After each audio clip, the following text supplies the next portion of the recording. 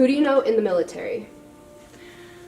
Well, my grandfather is a vet. He's a World War II vet, so he's 95 years old, so he's still a living veteran. And my dad served in Vietnam as a Marine, and right now my nephew, Brock, is serving overseas.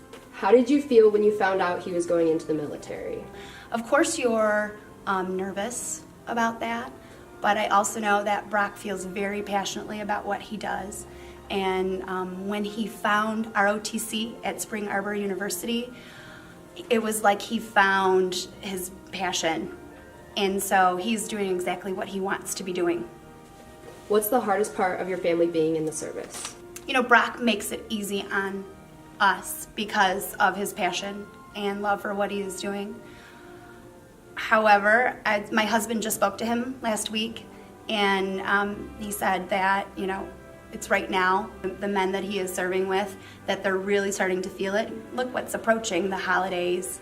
It's going to be Thanksgiving and Christmas, and so that's hard, thinking about him being there and not with us. And like, there's just a piece missing, and that's what that feels like. When you think of someone that was in the military or is going into the military, what kind of qualities do they normally demonstrate? Well, certainly service. Certainly someone who is willing to make great sacrifices. People of integrity, people of character, of strength, of resolve, of confidence. Those are all descriptors I would use to talk about my nephew. So what did you do in the military?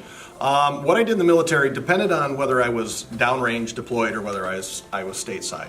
When we were deployed, part of what the military justice system does is what we call foreign claims. And so part of my job when I was downrange was we would actually go out to villages where people had claimed things had been damaged, and then we had to arrange to go, if it was our fault, and make a payment to settle the dispute with the locals.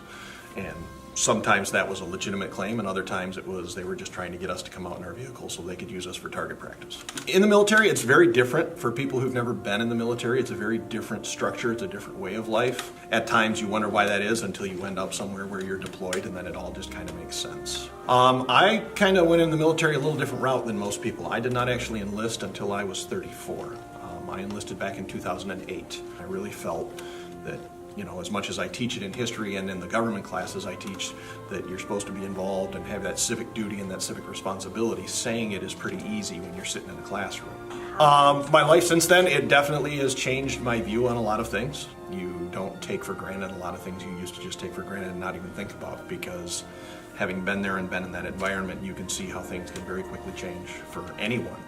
You're looking out for the guy or the gal on your left and your right. And these are my battle buddies. These are my brothers and sisters, and we're going to do everything we can to bring everybody home. And so saw a lot of courage and a lot of loyalty from a lot of people.